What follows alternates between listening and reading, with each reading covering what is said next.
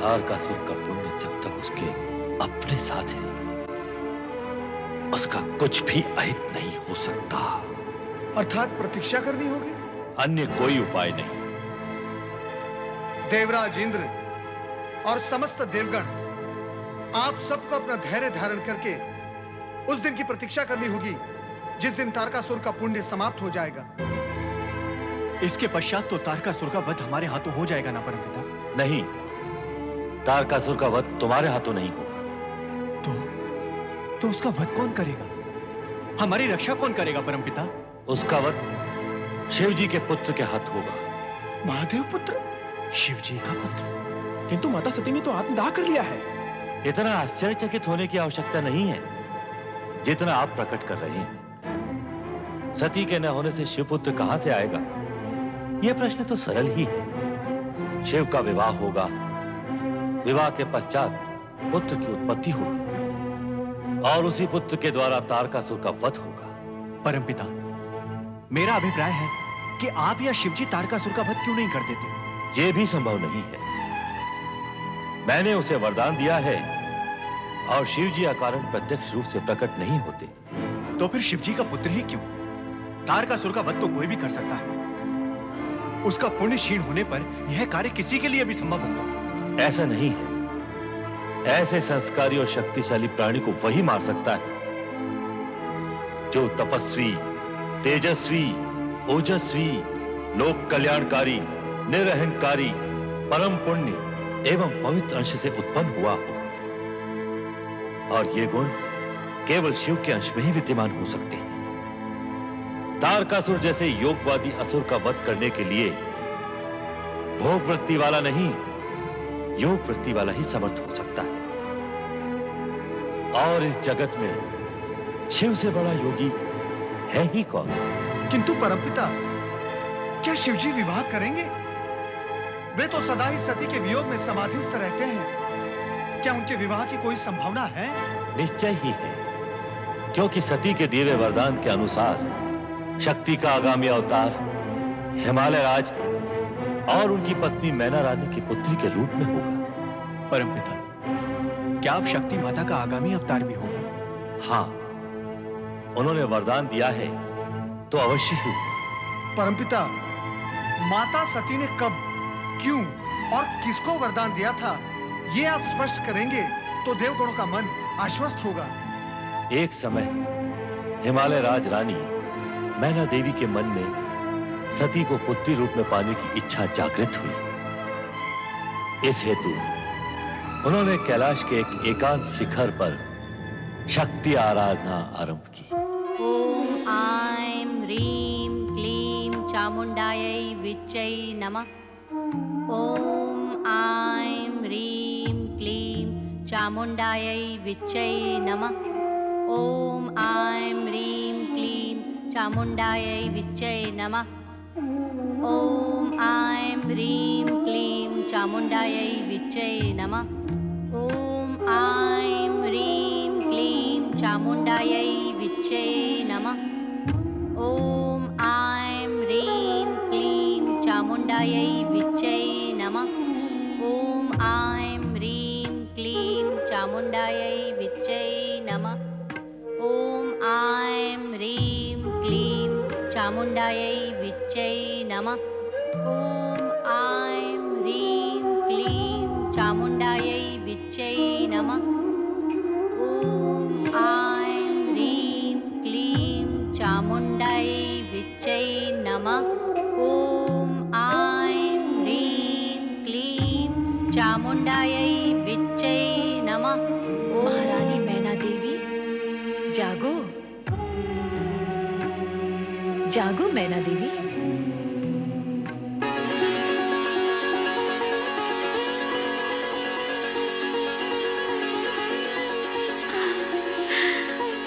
माँ जगदम्बा, आपके दर्शन पाकर मेरा जन्म सफल हो गया माँ। और तुम्हारे जब तक से मैं प्रसन्न हो गई। मांगो, इच्छित वरदान मांगो। केवल ये कि अगले अवतार में मैं आपको पुत्री रूप में पाने की इच्छुक हूँ। तो तुम्हारी ये इच्छा पूर्ण करने हेतु मैं वरदान दे भी दूं तो ये समझ लो कि वो कष्टों से पूर्ण ही होगा, कारण कि इस जन्म में जिन कठिन परिस्थितियों और कठोर परीक्षाओं के कारण मैं इस देह का त्याग करूंगी, अगले अवतार में मुझे इससे भी कठिन परीक्षाएं देनी होंगी। क्या तुम अपनी पुत्री का दुख और कष्ट झेल सकोगी? आपकी माता बनने का सुख प्राप्त करने हेतु मैं सभी दुखों को झेल लूंगी। माँ का विरह रूप ममता और आशीर्वाद के कवच से परिपूर्ण होगा, जो कष्टों को आप तक आने भी नहीं देगा। मुझे पुत्री रूप में प्राप्त करने की इच्छा मन में इतनी बलवती है कि यदि वो पूर्ण ना हुई तो अर्थ का अनर्थ भी हो सकता है। उससे तो अच्छा है कि कष्टों को सहन करने हेतु तत्पर होकर मैं आपके यहाँ जन्म लूं। सत्य, तो मेरा तप सफल होगा, मुझे आपकी माता बनने का सौभाग्य प्राप्त होगा। माँ, मुझे वरदान दो, अगले जन्म में आप मेरी पुत्री रूप में प्रकट होंगी। तथास्तु।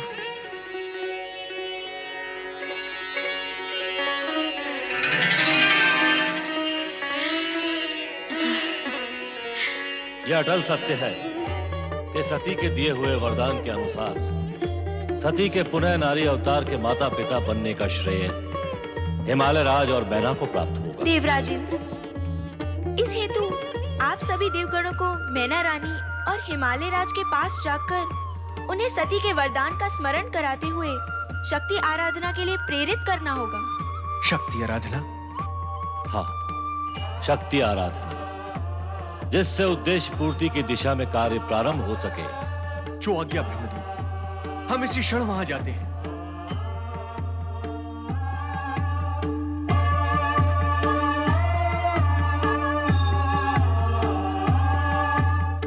परम पिता, देवगणों को तो आपने मैना रानी और हिमालय राज के पास भेज दिया, परंतु क्या उनकी शक्ति आराधना सफल होगी? तुम्हें शंका क्यों है नारद? शक्ति तो शिवजी की अर्धांगिनी है। सती के अग्नि प्रवेश पश्चात शिवजी का वैराग्य बढ़ गया था। हे परमपिता, क्या ऐसी स्थिति में शिवजी शक्ति को अवतार लेने की सम्मति देंगे? नारद, जब तुम इस सत्य को स्वीकार करते हो कि शक्ति सदा शिव की अर्धांगिनी है, तो यह भी स्वीकार करो कि वो सती के वरदान को अपूर्ण नहीं रहने देंगे। सती के वरदान की पूर्णता में शिव लीला का योगदान भी अवश्य होगा। ब्रह्म वाक्य सत्य ही होगा। नारायण नारायण। आपको तो स्मरण ही होगा महारानी मैना रानी कि सती माता ने आपके यहाँ पुत्री रूप में जन्म लेने का वरदान दिया था। वरदान मुझे दिया था? सती माता ने मेरे घर पुत्री बनकर पैदा होने का? लगता है समय व्यतीत होने के साथ साथ आप सब कुछ भूल गई हैं। हाँ मैना रानी, आपने सती माता की आराधना की थी, जिससे प्रसन्न होकर सती माता ने आपको ये वरदान दिया था कि वो पुत्री के रूप में आपके यहाँ जन्म लेंगी।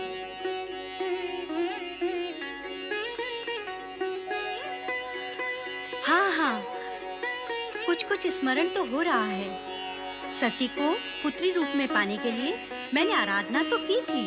तो अब उस वरदान की पूर्ति के लिए आपको माँ शक्ति की आराधना करनी होगी। हाँ, आपको शक्ति आराधना करनी होगी, क्योंकि सती ही शक्ति का रूप है। शिव लीला के कारण आप वो वरदान भूल गई थी। शक्ति की आराधना द्वारा शक्ति को जागृत कर आपको उन्हें वरदान का स्मरण कराना होगा। अच्छा किया आपने यहाँ आकर सती माता के दिए हुए वरदान की बात को फिर से स्मरण कराकर। मैं तो भूल ही गई थी। अब स्मरण हो गया है तो माँ शक्ति का भी स्मरण कीजिए। अवश्य, ये तो मेरा सौभाग्य होगा कि माँ सती पुत्री रूप में मेरे घर में जन्म लेंगी। मैं निश्चित रूप से माँ शक्ति की आराधना करूंगी। विधाता की अपार कृपा से हमें ये दुर्लभ अवसर प्राप्त हुआ है। हम अवश्य ही शक्ति माता की आराधना करेंगे। इसी में हम सब का कल्याण है। आगे शिवजी की इच्छा।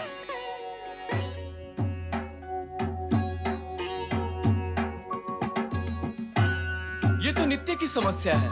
भोलेनाथ को समाधि से जगाएं कैसे? उन्हें बारंबार जगाने की आवश्यकता क्या है स्वामी? सुयशा, सोच विचार कर बोलो। भोलेनाथ इसी प्रकार समाधि में लीन रहे तो क्या हम अनाथों की भांति रहेंगे? ये निरंतर समाधि क्या उनको वैराग्य की ओर नहीं ले जाएगी? हमारा क्या होगा? वो तो हमारे स्वामी हैं। उनके बिना हमारा पोषण और रक्षा कौन करेगा? क्षमा करे स्वामी, भूल हो गई। भोलेनाथ की समाधि तो देवऋषि नारद ही भंग कर सकते हैं। किंतु देवऋषि नारद है कहाँ? उनको बुलाएं कैसे? वो कब आएंगे? कब भोलेनाथ जागेंगे? उनके आए बिना कुछ भी संभव नहीं है। संभव है नंदी भैया, ये संभव है। देवर्षि नारद तो तीनों लोकों का भ्रमण करते हैं। हम सब मिलकर उनका आह्वान करें तो वे अवश्य प्रकट होंगे। हाँ नंदी महाराज, हम सब मिलकर उनका आह्वान करते हैं। क्यों सुयशा, ये उपाय उचित है? हाँ स्वामी, ऐसा करना उचित होगा। हे ब्रह्मा जी के मानस पुत्र, हे ऋषियों में श्रेष्ठ देव ऋषि नारद जी, हम आपका आह्वान करते हैं। ओम ब्रह्मपुत्र नारदाय नमः। ओम ब्रह्मपुत्र नारदाय नमः।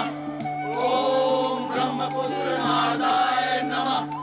ओम ब्रह्मपुत्र नारदाय नमः। ओम ब्रह्मपुत्र नारदाय नमः। ओम ब्रह्मपुत्र नारदाय नमः। ओम नमः। ओम ब्रह्मपुत्र नारदाय नमः। ओम ब्रह्मपुत्र नारदाय नमः।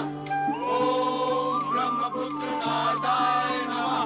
ओम ब्रह्मपुत्र नारदाय नमः। ओम ब्रह्मपुत्र नारदाय नमः। ओम ब्रह्मपुत्र नारदाय नमः। ओम ब्रह्मपुत्र नारदाय नमः। ओम ब्रह्मपुत्र नारदाय नमः। ओम ब्रह्मपुत्र नारदाय नमः। ओम ब्रह्मपुत्र नारदाय नमः।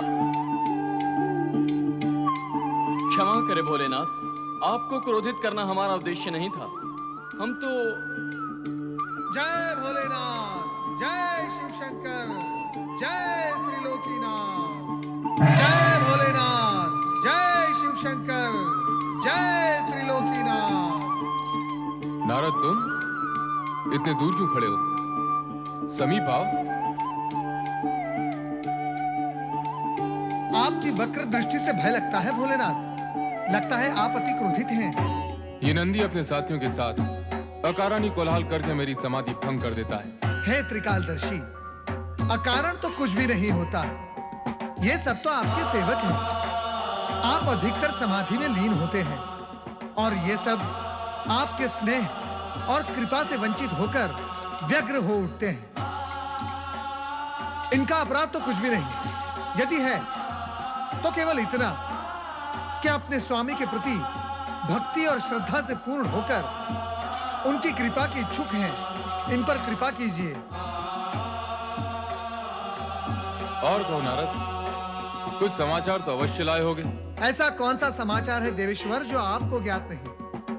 आपको तो यह भी ज्ञात होगा ही देवेश्वर कि ब्रह्मदेव ने इस सत्य का उद्घाटन किया है कि हिमालय राज की पत्नी मैना के गर्भ से मां शक्ति जन्म लेंगी। तो महादेव आपको ज्ञात होगा ही, किंतु मुझे यह ज्ञात नहीं है कि मां शक्ति के जन्मदिन का शुभ अवसर कब आएगा। हे महादेव, आप मुझे यह बताने की कृपा करें कि मां शक्ति का अवतरण कब होगा। नारद को अधीरता शोभा नहीं देती। अधीरतावश नहीं, अधीरतावश नहीं भोलेनाथ, जिज्ञासावश पूछ रहा हूं। नारायण नारायण। इस हेतु की तीनों लोकों में इसकी चर्चा और प्रचार कर सको। नहीं महादेव जी, मैं ऐसा नहीं करूंगा। सत्य कह रहा हूं। मुझे तुम्हारा स्वभाव ज्ञात है नारद। कोई भी बात तुम्हारे पेट में अधिक समय टिक नहीं सकती। हे त्रिकालदर्शी, मेरे स्वभाव में सुधार हुआ है। नारायण नारायण। महादेव जी, आप कृपा कर मुझे यह बता दे कि मां शक्ति जन्म कब लेंगी। अपने प्रश्न का उत्तर पाने हेतु तुम्हें प्रतीक्षा करनी होगी नारद।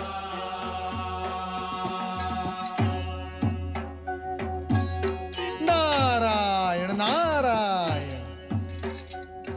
व्यर्थ की चिंता न करो नंदी। निकट भविष्य में वो समय आ रहा है जब तुम्हें देवादिदेव को समाधि से जगाने के लिए मेरी प्रतीक्षा नहीं करनी पड़ेगी।